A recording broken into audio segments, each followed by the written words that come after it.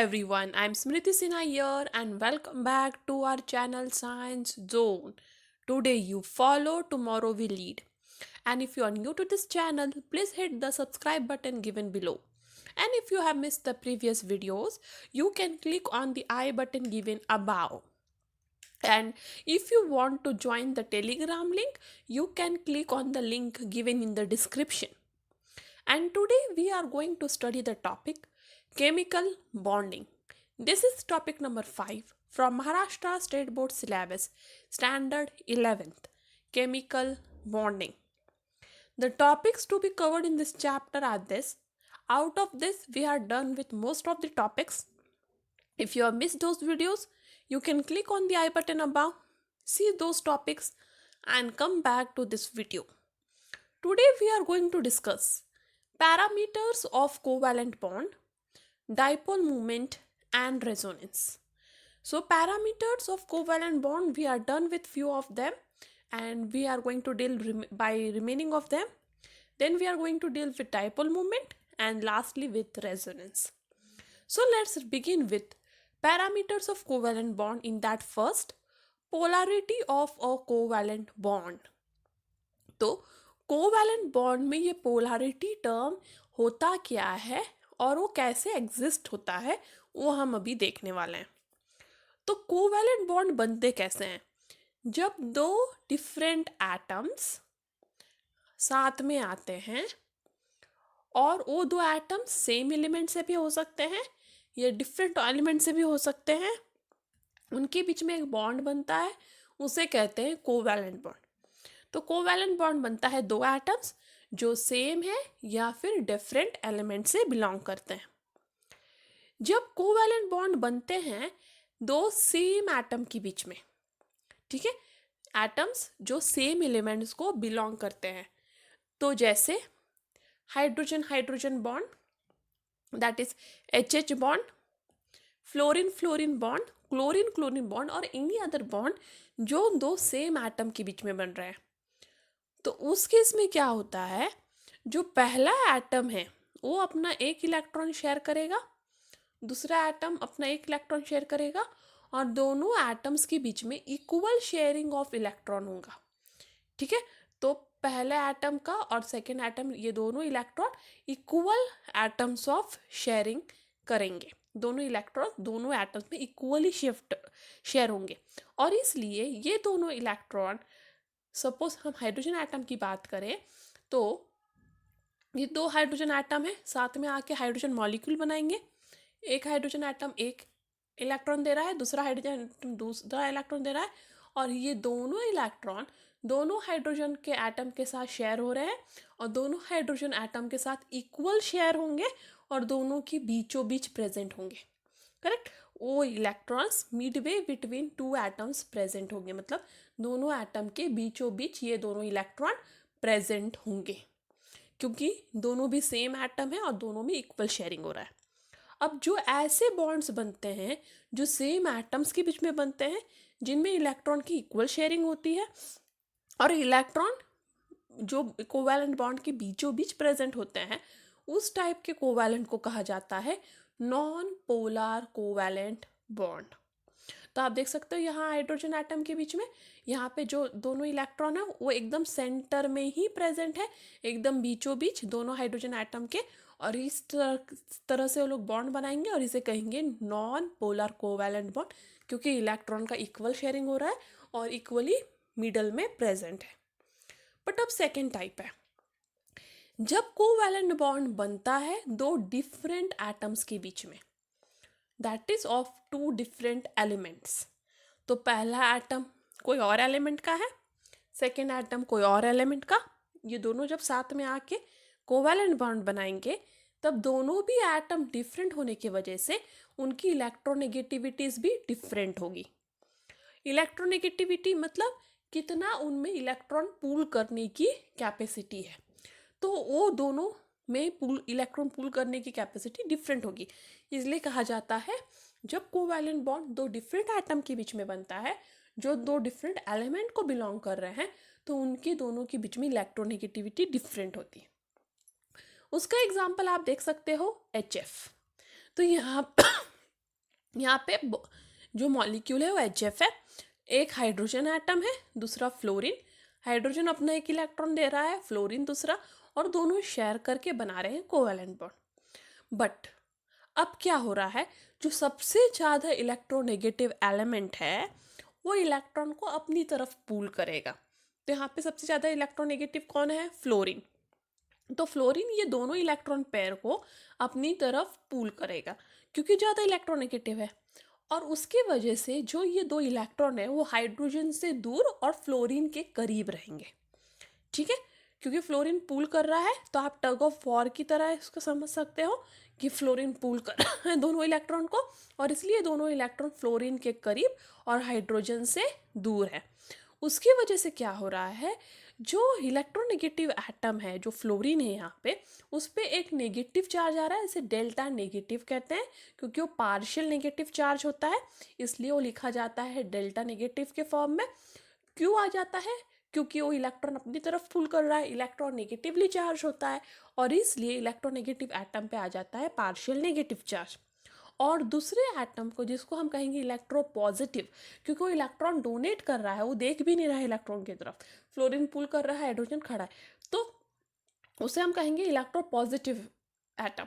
उस पे आ जाएगा पार्शियल पॉजिटिव चार्ज क्योंकि वो इलेक्ट्रॉन उसमें कम है, जो सारे इलेक्ट्रॉन फ्लोरीन ने पुल कर लिए हैं, और हाइड्रोजन के पास इलेक्ट्रॉन डिफिशियंसी हो गई है, इसलिए उस पर आ गया पार्शियल पॉजिटिव चार्ज। और इस तरह का बॉन्ड जो बनता है दो डिफरेंट एटम्स के बीच में, जो दो डिफरेंट एलिमेंट्स के हैं, एक ज़्यादा इलेक्ट्रोनेगेटिव है, एक कम, एक इलेक्ट्रॉन अपनी तरफ पुल कर रहा है और एक इलेक्ट्रॉन जाने दे रहा है, ऐसे बॉन्ड्स को कहते हैं polar covalent bond. Polar means two charges, positive and negative. तो इस तरह से टू कोवैलेंट बॉन्ड से नॉन पोलार एंड पोलार। तो आपको याद रखना है, पोलार कोवैलेंट बॉन्ड दो ऐसे एटम्स के बीच में बनता है जो दो डिफरेंट एलिमेंट्स के हैं, एंड नॉन पोलर दो सेम एटम जो दो सेम एलिमेंट को बिलोंग करते हैं। अब पोलैरिटी ऑफ कोवैलेंट बॉन्ड कब इंक्रीज होता है, जैसे जैसे इलेक्ट्रोनेगेटिविटी इंक्रीज होगा तो पोलैरिटी भी उस बॉन्ड का इंक्रीज होगा। फॉर एग्जाम्पल मैं बताती हूँ, HF, करेक्ट, तो ये हुआ हाइड्रोजन फ्लोराइड, HCl, HI, ये तीनों भी पोलार है, तीनों भी पोलार बॉन्ड है, ठीक है, क्योंकि तीनों भी दो ऐसे एटम्स के बीच में बने जो दो डिफरेंट एलिमेंट्स है। बट HF सबसे ज़्यादा पोलार है क्योंकि उसके पास फ्लोरीन है जो सबसे ज़्यादा इलेक्ट्रोनेगेटिव है, वो इलेक्ट्रॉन अपनी तरफ ज़्यादा खींचेगा। और सबसे कम यहाँ पे पोलार है HI, क्योंकि आयोडीन सबसे कम इलेक्ट्रोनेगेटिव है फ्लोरीन क्लोरीन से कंपेयर करके, और इसलिए वो सबसे कम इलेक्ट्रॉन को अपनी तरफ खींचेगा। तो जैसे जैसे इलेक्ट्रोनेगेटिविटी एटम की बढ़ती जाती है या फिर डिफरेंस ऑफ इलेक्ट्रोनेगेटिविटी बढ़ता जाता है, वैसे वैसे आपका पोलैरिटी भी बढ़ता जाएगा। When difference in electronegativity between two combined atom, that is suppose हम बात करें HF की, तो ये दो एटम्स हैं, इनकी electronegativity difference suppose 1.7 ionic percentage है, तो कोवैलेंट बॉन्ड इज 50%। ठीक है, अब इसमें से आपको बताना है, can you tell which molecules are polar. तो आप देख सकते हो HI दो अलग atom, of course it is polar. Water, oxygen है उसमें एक hetero atom, of course it is polar. HBr, yes it is polar, दो अलग एटम्स है। Br2 ये नॉन पोलार क्योंकि दोनों सेम एटम है, इसमें इक्वल शेयरिंग होगा। N2 non polar, I2 non polar, NH3 two different atoms, hydrogen and nitrogen two different atoms actually, so it is also polar. Now we move towards the next concept, that is dipole moment. Dipole moment actually क्या है, उसका definition ऐसा है, dipole moment is product of magnitude of charge and distance between the centers of positive and negative charges. तो dipole moment क्या होता है, product है किसका, मैग्नीट्यूड ऑफ चार्ज का, कि कितना चार्ज है उसके मैग्नीट्यूड का प्रोडक्ट, और दूसरा distance between the centres of positive and negative charges.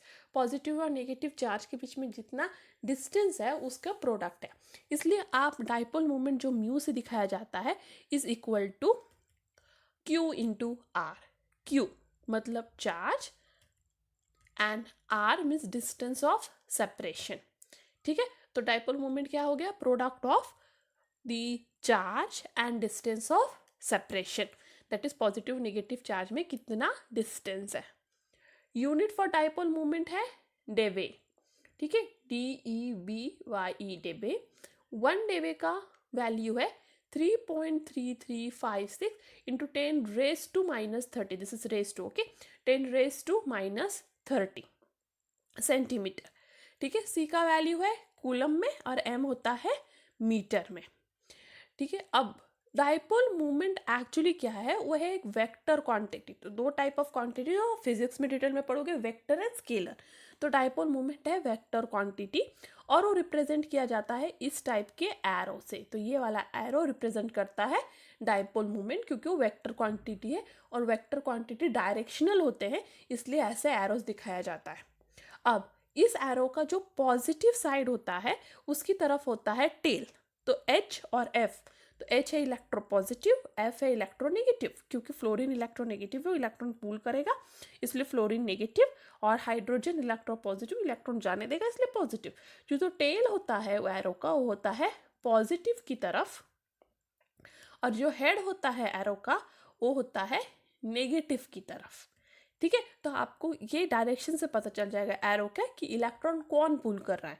तो यहाँ पे इलेक्ट्रॉन फ्लोरीन पुल कर रहा है इसलिए हेड फ्लोरीन की तरफ है। इलेक्ट्रॉन कौन डोनेट कर रहा है, हाइड्रोजन, तो टेल हाइड्रोजन की तरफ है। और HF का डाइपोल मूवमेंट है 1.91 डेबे। ना dipole movement of poly atomic molecule, तो वो तो एक हुआ डायटॉमिक का, सिर्फ 2 एटम्स से। जब 2 से ज़्यादा एटम्स होते हैं पॉली एटॉमिक मॉलिक्यूल में, तो जिसमें पोलर बॉन्ड होते हैं वो poly atomic molecule, of course उनके पास डाइपोल मूवमेंट होगा। तो जिनके पास भी पोलर बॉन्ड होंगे वैसे वाले पॉली एटॉमिक मॉलिक्यूल में ऑफ कोर्स डाइपोल मूवमेंट तो होना ही है। अब resultant dipole moment of that polyatomic molecule कौन डिसाइड करेगा कि उस पॉलीएटॉमिक मॉलिक्यूल में टोटल कितना डाइपोल मोमेंट होगा। तो पहला डिसाइड करेगा शेप उस मॉलिक्यूल का। उस मॉलिक्यूल का शेप क्या है, टेट्राहेड्रल है, वी शेप है, पेंटागोनल है, वो शेप पहला डिसाइड करेगा कि उसका डाइपोल मोमेंट क्या है। शेप मतलब क्या, उसके बॉन्ड्स के अरेंजमेंट उस स्पेस में, एक प्रॉपर स्पेस में वो बॉन्ड के अरेंजमेंट क्या है वो शेप बताता है, और शेप बताएगा कि रिजल्टेंट डाइपोल मोमेंट क्या होगा। ये पहला है। सेकेंड, उधर के इंडिविजुअल डाइपोल मोमेंट्स, मतलब हर एक बॉन्ड का, पॉलीएटॉमिक मॉलिक्यूल में एक से ज़्यादा बॉन्ड्स है तो हर एक बॉन्ड का एक पर्टिकुलर डाइपोल मोमेंट होगा। तो हर एक बॉन्ड का डाइपोल मोमेंट और लोन पेयर्स यदि प्रेजेंट हो तो वो भी डिसाइड करेंगे उस मॉलिक्यूल का डाइपोल मोमेंट। ठीक है, तो पॉलीएटॉमिक मॉलिक्यूल में 2 चीजें डिसाइड करती है, एक तो शेप और एक तो individual dipole moment plus lone pair. अब dipole moment of polyatomic molecule है क्या, vector sum of dipole moments of various bonds and lone pair. ठीक है, तो पॉलीएटॉमिक मॉलिक्यूल का डाइपोल मोमेंट मतलब क्या है, vector sum of dipole moments of various bond, जितने भी बॉन्ड्स उस मॉलिक्यूल में प्रेजेंट है along with its lone pair. तो हम बात करते हैं 2 मॉलिक्यूल की। पहला है BeF2 जो है लीनियर, आप देख सकते हो लीनियर मतलब एक ही लाइन में अरेंज्ड है, Be और F2। अब इस मॉलिक्यूल में क्या है, 2 फ्लोरीन Be के दोनों अलग साइड प्रेजेंट है। फ्लोरीन्स ऑफकोर्स इलेक्ट्रोनेगेटिव है, Be इलेक्ट्रोपॉजिटिव है। आप एरो देख के भी समझ सकते हो कि इलेक्ट्रॉन फ्लोरीन पुल कर रहा है और Be इलेक्ट्रॉन दे रहा है। अब टग ऑफ वॉर की तरह इसे सोचो, तो जितना ये साइड पुल कर रहा है उतना ही वो साइड भी पुल कर रहा है, उतनी ही ताकत से, उतनी ही मैग्नीट्यूड से। उसकी वजह से क्या होगा, टग ऑफ वॉर, सपोज एक साइड का जो पार्टी है वो उतना ही पुल कर रहा है, दूसरा भी उतना ही पुल कर रहा है, उसकी वजह से क्या होगा, हम बीच में से हिलेंगे नहीं और दोनों भी इक्वल होंगे। करेक्ट, तो क्या होगा, इधर पुलिंग उतना ही, उधर भी पुलिंग उतना ही है, तो दोनों पुलिंग एक दूसरे को कैंसिल कर देंगे और नेट डाइपोल मूवमेंट हो जाएगा 0। तो आप ऐसे भी सोच सकते हो कि आप एक भाई बहन झगड़ रहे हो, एक रुमाल पकड़े हुए हो, दोनों भी उतनी ही ताकत से पुल कर रहे हो, तो रुमाल बीचों बीच ही रहेगा, वो हिलेगा ही नहीं। मतलब डाइपोल मोमेंट क्या है? जीरो।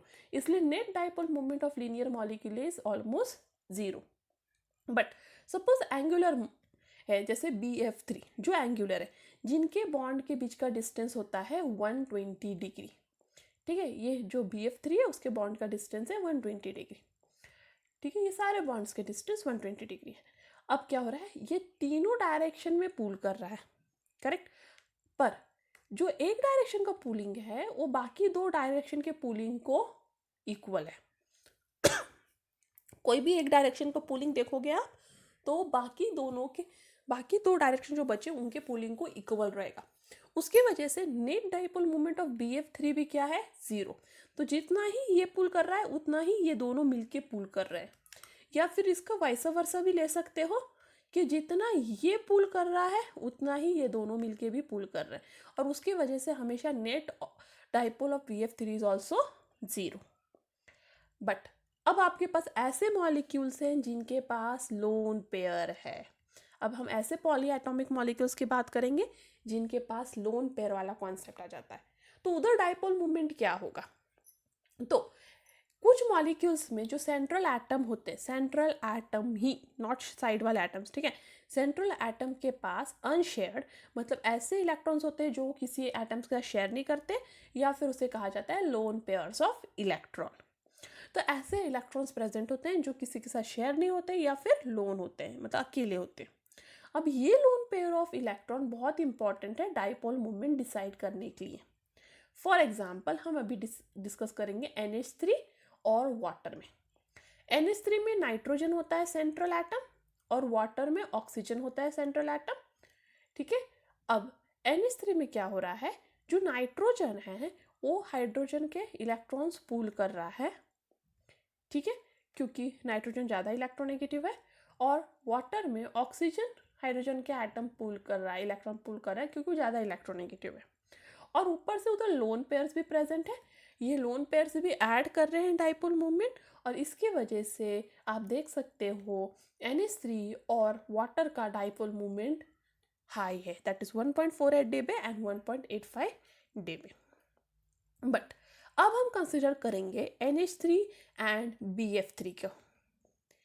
NH3 और BF3, NH3 और sorry and NF3, not BF3, NH3 and NF3, दोनों का स्ट्रक्चर आप देखोगे डायग्राम में तो दोनों भी पिरामिडल है, एक जैसा ही शेप है, इसे पिरामिडल स्ट्रक्चर कहते हैं। तो दोनों भी पिरामिडल स्ट्रक्चर में है, दोनों के पास एक एक ही लोन पेयर है। आप इधर स्ट्रक्चर में देख सकते हो NH3 भी पिरामिडल है, NF3 भी पिरामिडल है, दोनों के पास एक एक लोन पेयर है। नाइट्रोजन और NH3 में नाइट्रोजन और हाइड्रोजन दोनों प्रेजेंट है, करेक्ट, और उसमें हाइड्रोजन लेस इलेक्ट्रोनेगेटिव है और नाइट्रोजन ज़्यादा, इसलिए नाइट्रोजन हाइड्रोजन के इलेक्ट्रॉन्स को अपनी तरफ पुल कर रहा है। बट NF3 में केस अपोजिट है, यहाँ नाइट्रोजन ज़्यादा इलेक्ट्रोनेगेटिव है बट यहाँ फ्लोरीन ज़्यादा इलेक्ट्रोनेगेटिव है, और इसकी वजह से फ्लोरीन नाइट्रोजन के इलेक्ट्रॉन्स को पुल कर रहा है। ठीक है, तो NH3 में नाइट्रोजन इलेक्ट्रॉन्स पुल करता है, NF3 में फ्लोरीन इलेक्ट्रॉन पुल करता है। अब आप डाइपोल मूवमेंट जब कैलकुलेट करोगे तो आपको मिलेगा NH3 का डाइपोल मूवमेंट है 4.90 × 10⁻³ सेंटीमीटर, वाइल NF3 का है 0.80 × 10⁻³ सेंटीमीटर। मतलब सबसे ज़्यादा डाइपोल मूवमेंट NH3 का है, भले ही दोनों का स्ट्रक्चर सेम है, दोनों के पास एक एक लोन पेयर है, बट यहाँ पे डाइपोल मूवमेंट ज़्यादा है। इसका रीज़न ये है कि NH3 में क्या हो रहा है, वो हाइड्रोजन का जो इलेक्ट्रॉन पूल कर रहा है वो तीनों हाइड्रोजन का इलेक्ट्रॉन पूल कर रहा है, करेक्ट। उसके बाद ये वाला जो लोन पेयर है वो भी अपना कुछ तो डाइपोल मूवमेंट दिखा रहा है, और ये सारे डाइपोल मूवमेंट एक दूसरे में ऐड हो रहे हैं क्योंकि सबके सब एक ही डायरेक्शन में। डाइपोल मूवमेंट कैंसिल कब होते हैं, जब वो अपोजिट डायरेक्शन में होते हैं। ये देखिए यहाँ पे अपोजिट डायरेक्शंस में थे इसलिए डाइपोल मूवमेंट कैंसिल हो रहे थे। बट NH3 में क्या हो रहा है, सारे के सारे डाइपोल मूवमेंट एक ही डायरेक्शन में है, आप देख सकते हो सारे के सारे एरोज एक ही डायरेक्शन में है, और इसलिए सब ऐड हो रहे हैं और इसलिए हाई डाइपोल मूवमेंट दिखा रहा है। बट NF3 में ये 3 डाइपोल मूवमेंट इस डायरेक्शन में है और लोन पेयर वाला अपोजिट डायरेक्शन में, इसलिए यहाँ पे कुछ डाइपोल मूवमेंट कैंसल हो रहा है। क्योंकि अपोजिट डायरेक्शन होने की वजह से यहाँ पे कुछ डाइपोल मूवमेंट क्या हो रहे हैं, कैंसल हो रहे हैं, और इसलिए NF3 में NH3 की जैसे स्ट्रक्चर होने के बावजूद उसका डाइपोल मूवमेंट क्या है, कम। तो आपको डायरेक्शन पे ध्यान देना है। तो यह बहुत बार गिव रीजन के लिए पूछा जाता है, why NH3 molecule has high dipole moment than NF3 even though both structures are same। तो रीजन क्या है, NF3 में कैंसल होता है, NH3 में ऐड होता है। नेक्स्ट हम बात करेंगे CH4 मॉलिक्यूल की। CH4 मॉलिक्यूल में सेंट्रल एटम कार्बन है जिसमें कोई लोन पेयर ही नहीं होता है, और इसलिए वो मॉलिक्यूल ही नॉन पोलर है।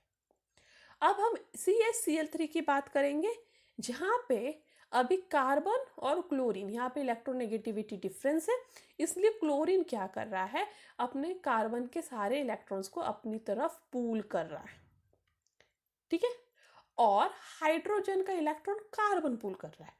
तो इसकी वजह से आप देख सकते हो तीन तीन इलेक्ट्रॉन्स यहाँ पे एक ही डायरेक्शन में पूल हो रहे हैं, और चौथा हाइड्रोजन वाला भी, तो सारे के सारे एक ही डायरेक्शन में पूल हो रहे हैं, और इसलिए यहाँ पे डाइपोल मोमेंट है 1.04, ठीक है, और इसलिए इस मॉलिक्यूल के एक डाइपोल मोमेंट है। तो CH4 को डाइपोल मोमेंट नहीं है, वैसे भी टेट्राहाइड्रल स्ट्रक्चर है, और वो सारे तरफ से थोड़ा बहुत भी जो भी डाइपोल मोमेंट भी होगा CH4 में सारे बॉन्ड्स में, क्योंकि कार्बन और हाइड्रोजन में थोड़ा सा इलेक्ट्रोनेगेटिविटी डिफरेंस है, बट ये सारे बॉन्ड्स हैं टेट्राहाइड्रल, और इसलिए इसकी वजह से ये सब एक दूसरे से कैंसल होने लग जाते हैं, ठीक है, और इसको नॉन पोलर हो जाता है। पर CH3 पोलर है। नेक्स्ट हम बात करेंगे covalent character of ionic bond. Ionic bond में कोवैलेंट कैरेक्टर कैसे दिखते हैं?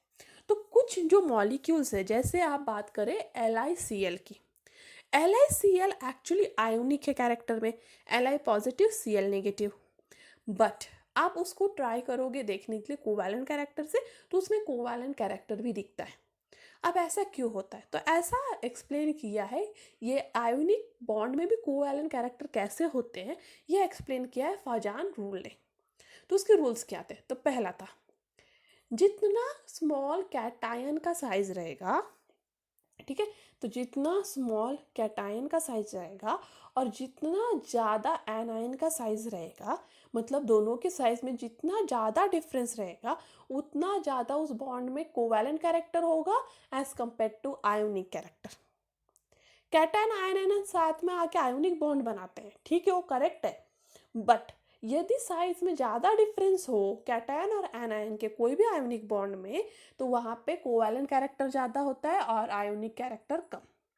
उसका एग्जाम्पल है Li पॉजिटिव Cl नेगेटिव, जो ज़्यादा कोवैलेंट कैरेक्टर दिखाता है Na प्लस Cl माइनस से क्योंकि Li के साइज और क्लोरीन के साइज का डिफरेंस ज़्यादा है as compare to Na plus और Cl माइनस के साइज से, और इसकी वजह से यहाँ पे कैटायन और एनायन के साइज में ज़्यादा डिफरेंस होने की वजह से वो ज़्यादा कोवैलेंट कैरेक्टर दिखाता है। नेक्स्ट हम बात करें Li positive and I negative as compare to Li positive and Cl negative, तो वहाँ पे भी Li positive and I negative में ज़्यादा कोवैलेंट कैरेक्टर है as compare to Li positive Cl negative, क्योंकि I माइनस का साइज ज़्यादा बड़ा है as compare to Cl minus size, इसलिए यहाँ पे भी कैटायन एनायन में ज़्यादा डिफरेंस हो रहा है साइज में, और इसकी वजह से Li पॉजिटिव I नेगेटिव ज़्यादा कोवैलेंट कैरेक्टर दिखाता है as compare to Li positive and Cl negative. दूसरा है, जितना ज़्यादा चार्ज रहेगा कैटायन पे उतना ज़्यादा कोवैलेंट कैरेक्टर रहेगा as compare to ionic character. तो सेकंड क्राइटेरिया क्या है? चार्ज। पहला क्राइटेरिया था साइज। अब फॉर एग्जांपल AlCl3 MgCl2 और NaCl में कंपेयर करेंगे, तो Al पे जो कैटायन है इस पे 3 पॉजिटिव चार्ज है, Mg2 प्लस कैटायन पे 2 पॉजिटिव चार्ज है, और Na प्लस कैटायन पे 1 ही पॉजिटिव चार्ज है। बाकी एनायंस तो सेम चार्जेस के साथ है, दैट इज 1 नेगेटिव। तो आप देख सकते हो Al के पास ज़्यादा पॉजिटिव चार्ज है, दैट इज के यहाँ के कैटायन के पास ज़्यादा पॉजिटिव चार्ज है, इसलिए उसके पास ज़्यादा कोवैलेंट कैरेक्टर है। और Na प्लस Cl माइनस में कैटायन के पास कम पॉजिटिव चार्ज है, इसलिए उसमें कम कोवैलेंट कैरेक्टर है। नेक्स्ट है कैटायन का आउटर इलेक्ट्रॉनिक कॉन्फ़िगरेशन। तो जो मॉलिक्यूल्स में आउटर इलेक्ट्रॉनिक कॉन्फ़िगरेशन में S2p6d10 टाइप ऑफ कॉन्फ़िगरेशन होता है, वो वाले कैटायंस में ज़्यादा कोवैलेंट कैरेक्टर दिखता है as compare to configuration S2p6। उसके लिए एग्जांपल है Cu प्लस Cl माइनस ज़्यादा कोवैलेंट है Na प्लस Cl माइनस से। ठीक है, Cu प्लस Cl माइनस ज़्यादा कोवैलेंट है Na प्लस Cl माइनस से। क्यों? क्योंकि Cu प्लस का इलेक्ट्रॉन आउटर इलेक्ट्रॉनिक कॉन्फ़िगरेशन है 1s2 2s2 2p6। तो Cu प्लस का आउटर इलेक्ट्रॉनिक कॉन्फ़िगरेशन है 1s2 2s2 2p6 और आगे का यहाँ पे 3s2 3p6 3d10। But Na plus का इलेक्ट्रॉनिक कॉन्फ़िगरेशन है 1s2 2s2 2p6। तो यहाँ पे आप देख सकते हो S2p6d10 इलेक्ट्रॉनिक कॉन्फ़िगरेशन और यहाँ पे आप देखोगे S2p6 सिर्फ।